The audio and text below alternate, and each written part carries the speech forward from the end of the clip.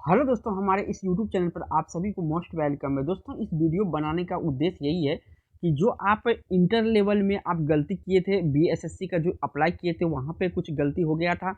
वहाँ उस गलती को दोबारा आप जो है कि सीजीएल में ना करें, क्योंकि यहाँ पे बिल्कुल चेतावनी बीएसएससी ने दे दिया है कि अगर कोई भी गलती यहाँ पे पकड़ी गई या अप्लाई करने में कोई भी आपका मिस्टेक है तो यहाँ पे आपको एक्सक्यूज नहीं किया जाएगा। न तो सुप्रीम कोर्ट न तो हाई कोर्ट, जिस तरह से मामला अभी इंटर लेवल का फंसा हुआ उस तरह से ना हो। मैं आपको पूरा इन्फॉर्मेशन बताऊं, चाहे वो आप किसी भी कैटेगरी से बिलोंग करते हैं, चाहे वो आप हैंडीकैप हैं, चाहे चाहे वो आप किसी भी रिजर्वेशन कोटा से बिलोंग करते हैं, पूरा कुछ बताएंगे। और महिला के भी बारे में बताएंगे क्या बोर्ड ने यहाँ पे क्या क्लियर कर दिया है। तो वीडियो को लास्ट तक बने रहिएगा और अप्लाई करने से पहले देख लीजिए, अगर ये गलती अगर कर दिए तो देखिए दोस्तों, एग्जाम पास हो जाते हैं आप, मेरिट आपका जो है कि वहाँ पे काउंसलिंग के लिए भी चले जाते हैं, लेकिन आपका जो डॉक्यूमेंट्स है वो फंस जाता है, वो वेरिफिकेशन नहीं हो पाता क्योंकि उसमें कुछ त्रुटि होता है। तो चलते हैं, बोर्ड ने क्या कहा है इसके ऊपर डिस्कस किया है। चलते हैं, सबसे पहले आपको उस नोटिफिकेशन पेज पे जहाँ पे ये कैटेगरी का क्लियर कर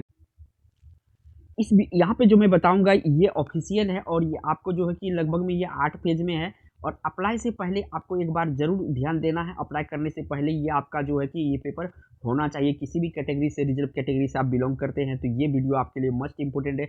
वीडियो को लास्ट तक बनी रहे, क्योंकि मैं सोच रहा हूँ कि जो गलती आप इंटर लेवल में किए थे वो गलती यहाँ सीजीएल में नहीं कीजिएगा, नहीं तो आपको जो है कि आरक्षण का कोई लाभ नहीं मिलेगा। तो यहाँ पे जो क्लियर किया है, ऑनलाइन आवेदन पत्र में दावा किए जाने के आरक्षण में किसी भी परिस्थिति में परिवर्तन नहीं किया जाएगा तथा इस संबंध में किसी भी आवेदन पर विचार नहीं किया जाएगा। गलत आरक्षण का दावा करने पर उन्हें आरक्षित श्रेणी में माना जाएगा। तो ये क्लियर कर दिया है। इसके बाद नीचे देखिए, यहाँ पर एसटी एससी से संबंधित जो भी है मैं क्लियर कर देता हूँ। हमारे दोस्त जो भी एसटी एससी कैटेगरी से बिलोंग करते हैं, ध्यान दीजिएगा, अनुसूचित जाति अनुसूचित जनजाति श्रेणी के अभ्यर्थियों के लिए राज्य सरकार द्वारा अधिसूचित सक्षम प्राधिकार द्वारा निर्गत जाति प्रमाण पत्र एवं अस्थायी निवास प्रमाण पत्र मान्य होगा। संबंधित प्रमाण पत्र को काउंसलिंग के समय प्रस्तुत करना होगा। कहने का मतलब, जो पीडीएफ में यहाँ पे आप अपलोड करेंगे अप्लाई करने वक्त, वो आपके फिजिकल रूप में मौजूद होना चाहिए काउंसलिंग के समय। ये मैं क्लियर कर देता हूँ। अत्यंत पिछड़ा वर्ग, अत्यंत पिछड़ा वर्ग जो कि जो इंटर लेवल था, मोस्ट कंट्रोवर्सी ये रहा था, अभी तक ये इसी का पेंडिंग में पड़ा हुआ है, अभी तक कोर्ट का डिसीजन के इंतजार में। पिछड़ा वर्ग तथा अत्यंत पिछड़ा वर्ग के आरक्षित उम्मीदवारों के लिए अपने अस्थायी अधिवास राज्य सरकार द्वारा अधिसूचित सक्षम प्राधिकार द्वारा निर्गत क्रीमी लेयर रहित प्रमाण पत्र मान्य होगा। तो यहाँ पे जो है कि नॉन क्रीमी लेयर ओबीसी की बात चल रहा है। और ऑनलाइन आवेदन समर्पित करने के समय क्रीमी लेयर रहित प्रमाण पत्र अभ्यर्थियों की भौतिक रूप से उपलब्ध होना चाहिए। जो एसटी एससी में था, फिजिकल रूप में आपका जो है कि एक हार्ड कॉपी आपके पास होना चाहिए, जो कि पीडीएफ में आप सॉफ्ट कॉपी अपलोड करेंगे ऑनलाइन करने वक्त।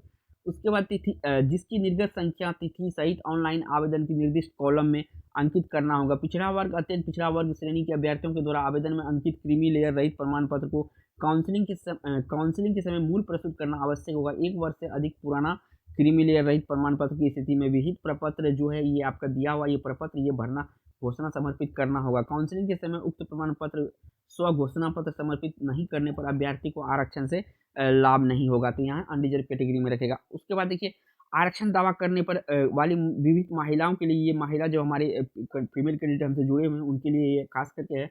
जाति क्रीमी लेयर प्रमाण पत्र उनके पिता के नाम एवं पता के निर्गत होना चाहिए। तो यहाँ पे कर दिया, जो भी फीमेल कैंडिडेट हैं उनके पिता के नाम से ये आपका इशू होना चाहिए, ना कि पति के नाम से। यहाँ पे क्लियर कर दिया है, इस बात को भी ध्यान रखिएगा।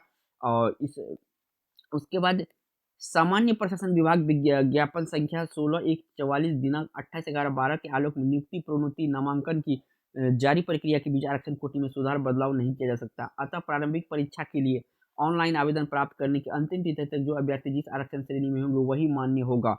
दिव्यांग अभ्यर्थियों के लिए देखिए, अब ये जो कि दिव्यांग अभ्यर्थी जो कि हमारे फिजिकल हैंडीकैप में आते हैं, सामान्य प्रशासन विभाग द्वारा संकल्प ज्ञापन संख्या 1306 दिनांक 12/10/2017 के प्रावधान के आलोक में दिव्यांग अभ्यर्थियों को क्षेत्रीय आरक्षण तय है। विभागों से प्राप्त अधियाचना में दिव्यांग कोटि के अभ्यर्थियों के हेतु आरक्षण पदों की संख्या विभाग में पदवार उपरोक्त तालिका में अंकित है। मैं सोच रहा हूँ कि आप ये पीडीएफ को एक बार जो ये पीडीएफ नोटिफिकेशन का सीजीएल का आप डाउनलोड करके पूरा पढ़ के उसके बाद अप्लाई कीजिए। मैं यहाँ पे मोटी मोटी बात आपको बता रहा हूँ। उसके बाद दिव्यांगता सम्मति आरक्षण दावा करने पर अभ्यर्थी को काउंसलिंग के समय जो ज्ञापन संख्या है ये आपका अनुबंध यहाँ पे प्रस्तुत करना पड़ेगा। उसके बाद अगर प्रमाण पत्र विधि मान्य नहीं होगा तो यहाँ पे एक अस्थायी दिव्यांगता प्रमाण पत्र निर्धारित अवधि के बाद नवीनीकरण नहीं होने की स्थिति में प्रमाण पत्र विधि मान्य नहीं होगा। तो जो भी आपका यहाँ पे जो भी आपका आरक्षण कोटी है यहाँ पे फिजिकल एंट्री का तो रिन्यूअल करना जरूरी है अपलोड करने से पहले, तो ये ध्यान रखिएगा। उसके बाद देखिए यहाँ पे अगर मूल रूप से बोले स्वतंत्रता सेनानी का जो भी है स्वतंत्रता सेनानी के पोता पोती नातिन अभ्यर्थियों के लिए सामान्य प्रशासन विभाग बिहार सरकार के पात्रता 25-26 दिनांक 18/2/2016 के आलोक में राज्य के वैसे स्वतंत्रता सेनानी जिन्हें केंद्र द्वारा पेंशन स्वीकृत है पोता पोती नातनी के 2% आरक्षण दे।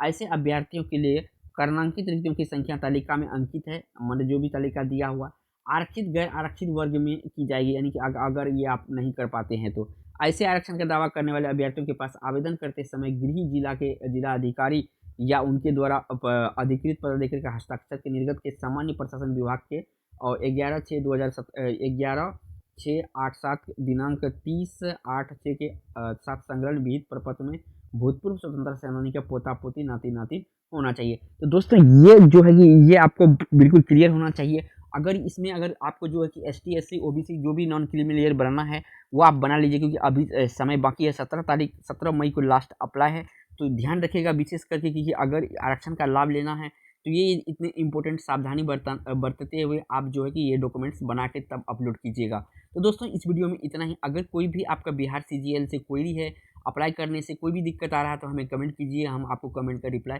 जरूर करेंगे। Thanks for watching.